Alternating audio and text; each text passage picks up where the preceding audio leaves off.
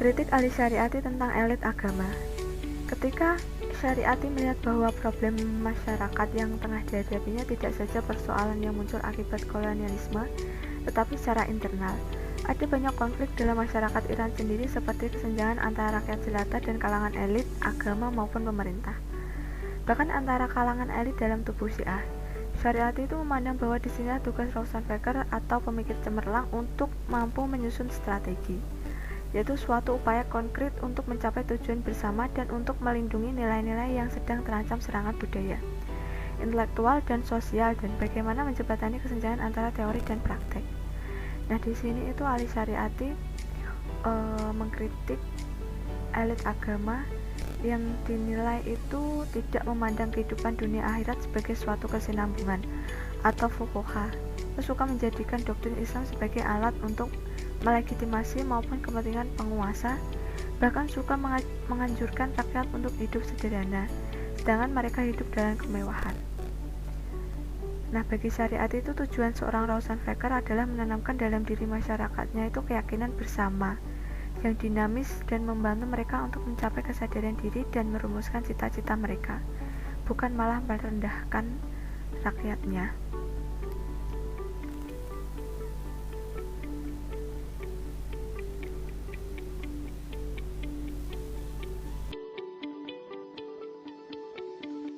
Agama menurut Ali Syariati adalah tidak cukup dengan menyatakan kita harus kembali kepada Islam.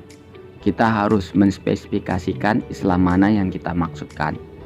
Islam Abu Dzar atau Islam Marwan, sang penguasa. Keduanya disebut Islam walaupun sebenarnya terdapat perbedaan besar di antara keduanya.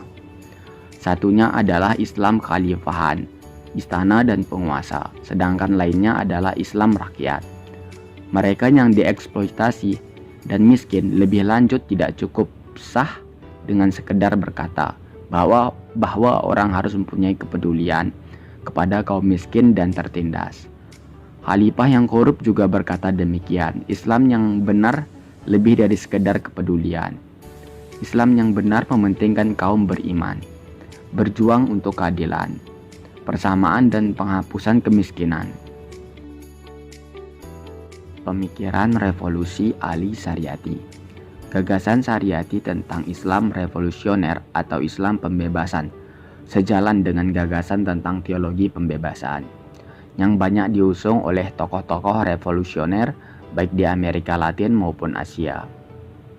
Ide dasar pemikiran antara Syariati dengan para pengusung teologi pembebasan hampir sama, yakni ingin mendobrak kemapanan lembaga resmi keagamaan, khususnya ulama dan gereja, yang posisinya selalu berada pada pihak kekuasaan dan berpaling dari kenyataan real umatnya yang selalu ditindas oleh kekuasaan itu.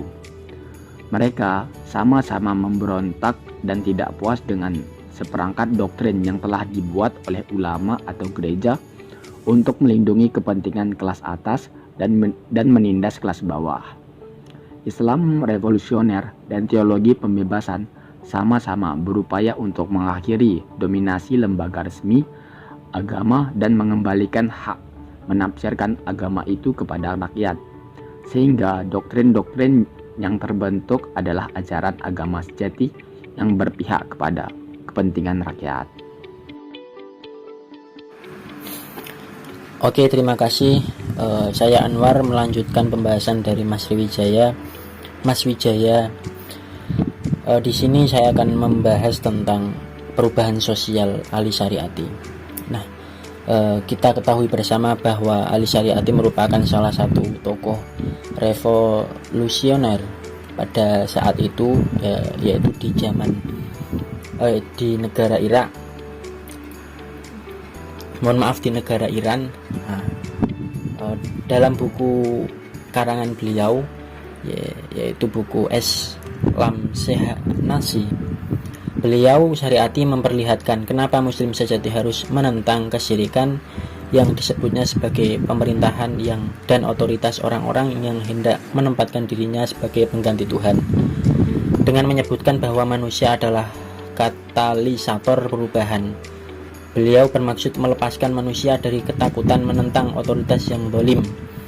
Di luarnya, Syariati membuat generalisasi yang agak naif dengan mengkhususkan trinitas jahat seperti bodoh, takut, dan serakah sebagai sumber segala bentuk penyimpangan, dosa, kejahatan, kekejian, kehinaan, keburukan, dan bahkan keterbelakangan. Kita ketahui bersama bahwa pada saat itu pemerintah atau otoritas pemegang kekuasaan ibaratnya melakukan hal-hal tersebut. Akhirnya dari masyarakat enggan melakukan gerakan perubahan. Nah, untuk itu Ali Syariati menggerakkan atau merubah pola pikir dari masyarakat tersebut.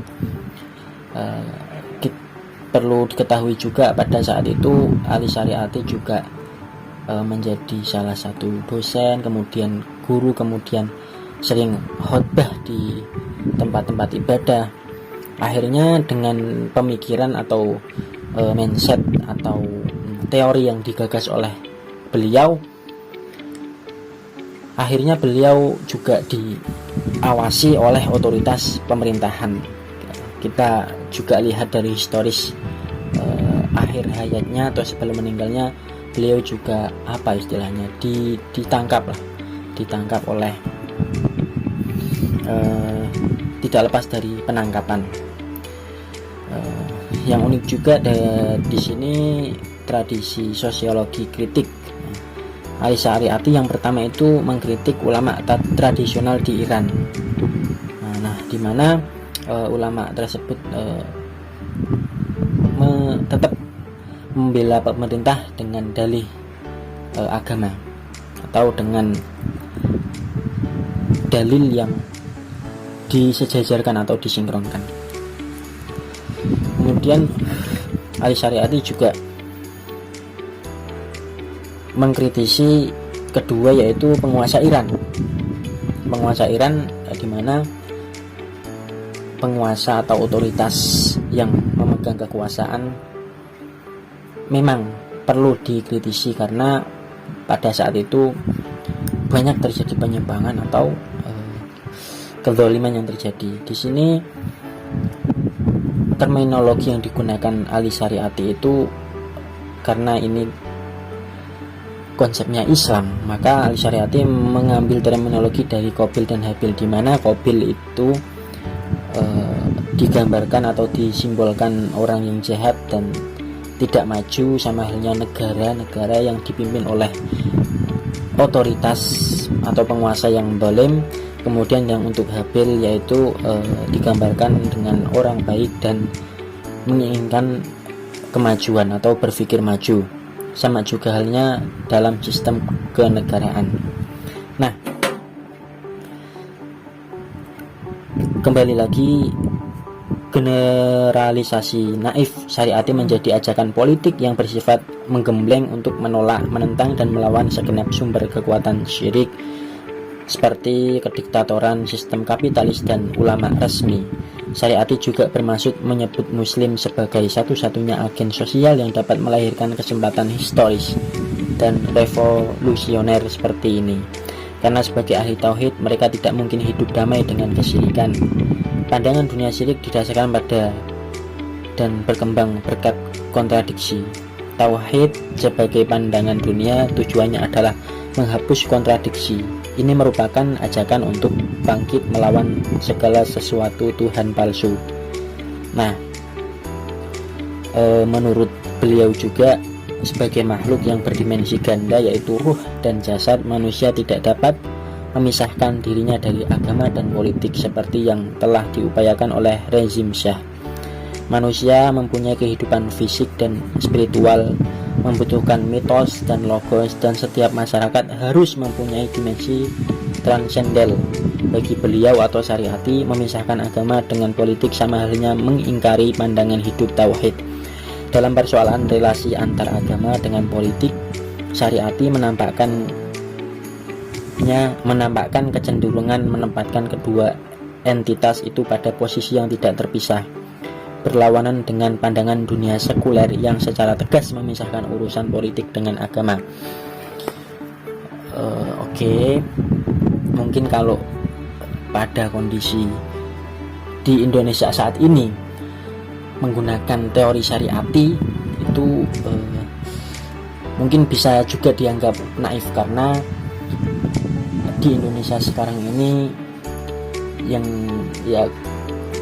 dikatakan kayak sudah tenang, artinya dalam tanda kutip masyarakatnya sudah berada di zona nyaman, artinya sudah mengikuti sebelum-sebelumnya. Kalau menggunakan teori syariati mungkin kurang efektif, karena kita ketahui bersama masyarakat kita lebih mengedepankan keharmonisan atau humanis.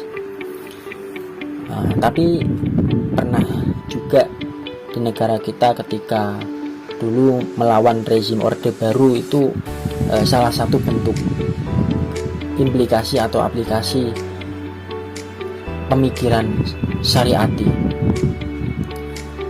di mana masyarakat menginginkan kesejahteraan atau kemakmuran, yaitu memiliki pola pikir yang revolusioner. Artinya untuk itu dari dalam diri kita membentuk rasa revolusioner, dan untuk masyarakat umum mungkin kita bisa berupaya dengan selalu ingin tahu, artinya selalu belajar, dimana kita membuat banyak literasi atau tulisan agar supaya bisa dikenal oleh masyarakat, dan secara tidak langsung membentuk pola pikir masyarakat. Mungkin itu saja yang dapat saya sampaikan. Intinya Syariati ini merupakan tokoh revolusioner pada masa itu di Iran sendiri, di mana pada saat itu masyarakatnya masih banyak ketimbang tindih kesejahteraan yang perlu diperjuangkan. Akhirnya berkat Syariati masyarakat mau bangkit dan mau melawan, artinya beliau juga memberi pengaruh kepada pemikiran-pemikiran beliau, memberi pengaruh kepada masyarakat pada saat itu, dan mungkin ruh dari pemikiran beliau bisa kita implikasikan dalam Indonesia sendiri kalau misal dikira ada mengalami kejadian hal yang sama. Oke, terima kasih. Mungkin itu saja dari kelompok kami. Kurang lebihnya mohon maaf. Wal afwu minkum. Wassalamualaikum warahmatullahi wabarakatuh.